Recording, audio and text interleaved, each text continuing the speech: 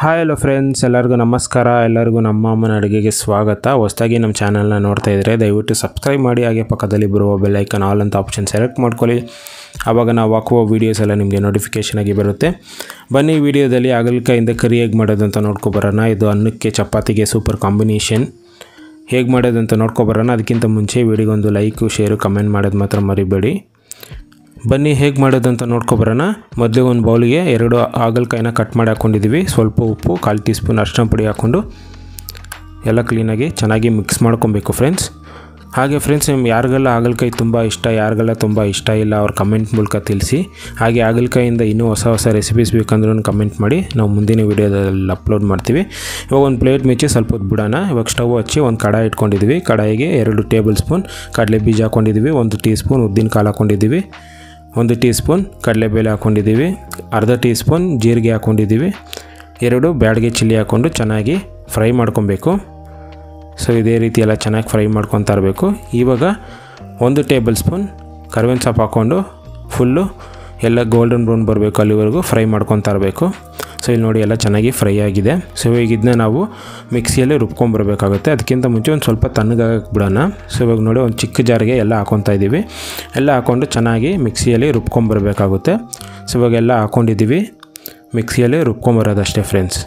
So ಇವಾಗ ನೋಡಿ ಎಲ್ಲ ರುಬ್ಕೊಂಬಂದಿದ್ದೀವಿ. ಸೊ ಈ ರೀತಿ ಪೌಡ್ರ್ ಥರ ರುಬ್ಕೊಂಬಂದರೆ ಸಾಕು. ಸೊ ಇವಾಗ ಇದನ್ನ ಒಂದು ಸೈಡಲ್ಲಿ ಎತ್ತಿ ಇಡೋಣ.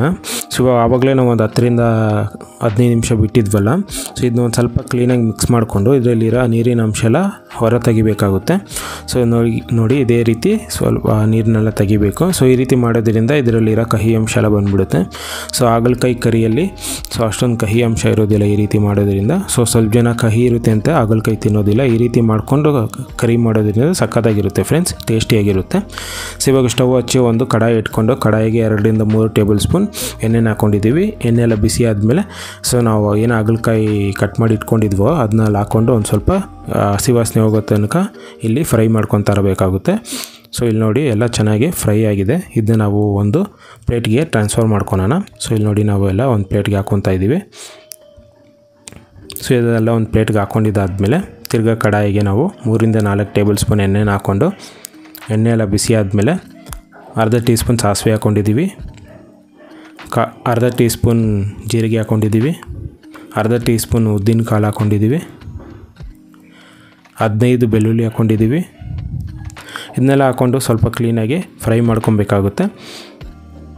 ಸೊ ಇವಾಗ 1 ಟೇಬಲ್ ಸ್ಪೂನ್ ಕರಿಬೇವಿನ ಸೊಪ್ಪು ಹಾಕ್ಕೊಂಡು ಎಲ್ಲ ಚೆನ್ನಾಗಿ ಗೋಲ್ಡನ್ ಬ್ರೌನ್ ಬರಬೇಕು, ಲೈಟಾಗಿ ಅಲ್ಲಿವರೆಗೂ ಫ್ರೈ ಮಾಡ್ಕೊತಾ ಇರಬೇಕು. ಇಲ್ಲಿ ನೋಡಿ ಎಲ್ಲ ಚೆನ್ನಾಗಿ ಫ್ರೈ ಆಗಿದೆ. ಈ ಟೈಮಲ್ಲಿ 2 ಈರುಳ್ಳಿನ ಚಿಕ್ಕದಾಗಿ ಕಟ್ ಮಾಡಿ ಹಾಕ್ಕೊಂಡಿದ್ದೀವಿ. ಸೊ ಈರುಳ್ಳಿ ಎಲ್ಲ ಚೆನ್ನಾಗಿ ಇದೇ ರೀತಿ ಫ್ರೈ ಮಾಡ್ಕೊತಾ ಇರಬೇಕು. ಸೊ ಇಲ್ಲಿ ನೋಡಿ ಈರುಳ್ಳಿ ಎಲ್ಲ ಸ್ವಲ್ಪ ಚೆನ್ನಾಗಿ ಫ್ರೈ ಆಗಿದೆ. ಇವಾಗ ನಾವು ಒಂದು 2 ಟೊಮೊಟೊನ ಕಟ್ ಮಾಡಿ ಹಾಕ್ಕೊಂಡಿದ್ದೀವಿ. ಸೊ ಟೊಮೊಟೊ ಎಲ್ಲ ಚೆನ್ನಾಗಿ ಫ್ರೈ ಮಾಡ್ಕೊಬೇಕು. ಸೊ ಟೊಮೊಟೊ ಈರುಳ್ಳಿ ಎಲ್ಲ ಚೆನ್ನಾಗಿ ಬೇಯೋಕ್ಕೋಸ್ಕರ ನಾವು ಒಂದು ಸ್ವಲ್ಪ ಉಪ್ಪು ಹಾಕ್ಕೊತಾ ಇದ್ದೀವಿ. ಸೊ ಎಲ್ಲ ಉಪ್ಪೆಲ್ಲ ಹಾಕ್ಕೊಂಡು ಎಲ್ಲ ಕಡೆ ಚೆನ್ನಾಗಿ ಮಿಕ್ಸ್ ಮಾಡ್ಕೊಬೇಕು.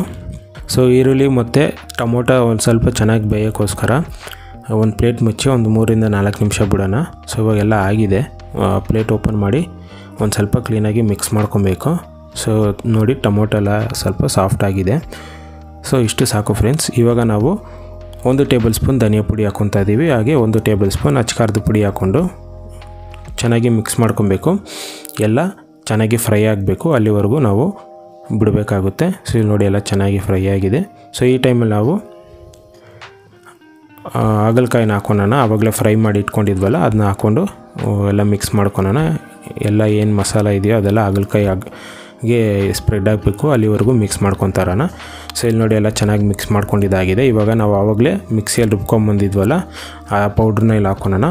ಎಲ್ಲ ಹಾಕ್ಕೊಂಡು ಇದು ಕೂಡ ಎಲ್ಲ ಸೆಟ್ ಆಗಬೇಕು, ಅಲ್ಲಿವರೆಗೂ ಮಿಕ್ಸ್ ಮಾಡ್ಕೊತಾ ಇರಬೇಕು. ಅದರಲ್ಲಿರೋ ಹಸಿ ವಾಸನೆ ಎಲ್ಲ ಹೋಗಬೇಕು, ಅಲ್ಲಿವರೆಗೂ ಫ್ರೈ ಮಾಡ್ಕೊತಾ ಇರಬೇಕು ಫ್ರೆಂಡ್ಸ್.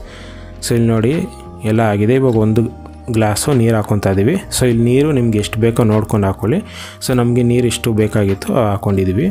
ಸೊ ಎಲ್ಲ ಹಾಕ್ಕೊಂಡು ಸ್ವಲ್ಪ ಮಿಕ್ಸ್ ಮಾಡ್ಕೊಬೇಕಾಗುತ್ತೆ. ಮಿಕ್ಸ್ ಮಾಡ್ಕೊಂಡು ಒಂದು ಸ್ವಲ್ಪ ಉಪ್ಪು ಬೇಕಾಗಿತ್ತು. ಸೊ ಉಪ್ಪು ಹಾಕ್ಕೊಂಡು ಸೊ ಎಲ್ಲ ಕ್ಲೀನಾಗಿ ಮಿಕ್ಸ್ ಮಾಡ್ಕೊತಾ ಇದ್ದೀವಿ. ಸೊ ಉಪ್ಪೆಲ್ಲ ಹಾಕ್ಕೊಂಡು ಮಿಕ್ಸ್ ಮಾಡ್ಕೊಂಡಿದ್ದಾದಮೇಲೆ ಇದನ್ನ ಒಂದು ಸ್ವಲ್ಪ ಬೇಯಕ್ಕೆ ಬಿಡೋಣ. ಸೊ ಒಂದು 5 ರಿಂದ 6 ನಿಮಿಷ ಬಿಡಬೇಕಾಗುತ್ತೆ. ಸೊ ಇಲ್ಲಿ ನೋಡಿ ಒಂದು 5 ರಿಂದ 6 ನಿಮಿಷ ಆಗಿದೆ. ನೋಡಿ ಎಣ್ಣೆ ಎಲ್ಲ ಹೇಗೆ ಬಿಟ್ಟಿದೆ ಅಂತ. ಸೊ ಹಾಗಲಕಾಯಿ ಕರಿ ಎಲ್ಲ ರೆಡಿಯಾಗಿದೆ ಫ್ರೆಂಡ್ಸ್. ಇದಕ್ಕೆ ಒಂದು ಸ್ವಲ್ಪ ಕೊತ್ತಂಬರಿ ಸೊಪ್ಪು ಹಾಕೊಂಬಿಟ್ರೆ ಸಾಕು. ಸೊ ಇವಾಗ ಕೊತ್ತಂಬರಿ ಸೊಪ್ಪು ಹಾಕ್ಕೊತಾ ಇದ್ದೀವಿ. ಸೊ ಇಲ್ಲಿ ನೋಡಿ ಕೊತ್ತಂಬರಿ ಸೊಪ್ಪೆಲ್ಲ ಹಾಕ್ಕೊಂಡು ಒಂದು ಸ್ವಲ್ಪ ಎಲ್ಲ ಮಿಕ್ಸ್ ಮಾಡ್ಕೊಂಬಿಟ್ರೆ ಹಾಗಲಕಾಯಿ ಕರಿ ರೆಡಿ ಫ್ರೆಂಡ್ಸ್. ಸೊ ಇದು ಸುಲಭವಾಗಿ ಮಾಡ್ಕೋಬೋದು, ಚಪಾತಿಗೆ ಅನ್ನಗೆ ಬೆಸ್ಟ್ ಕಾಂಬಿನೇಷನ್ ಅಂತಲೇ ಹೇಳ್ಬೋದು. ಸೊ ಇದನ್ನ ನಾವು ಒಂದು ಸರ್ವಿಂಗ್ ಪ್ಲೇಟ್ಗೆ ಹಾಕ್ಕೊತಾ ಇದ್ದೀವಿ.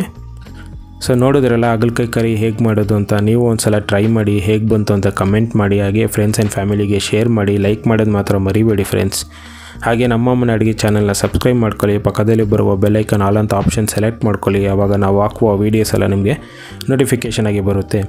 ಹಾಗೆ ಈ ವಿಡಿಯೋ ನೋಡ್ತಿರುವ ಎಲ್ಲ ವೀಕ್ಷಕರಿಗೂ ಧನ್ಯವಾದಗಳು. Thank you. Bye bye. See you.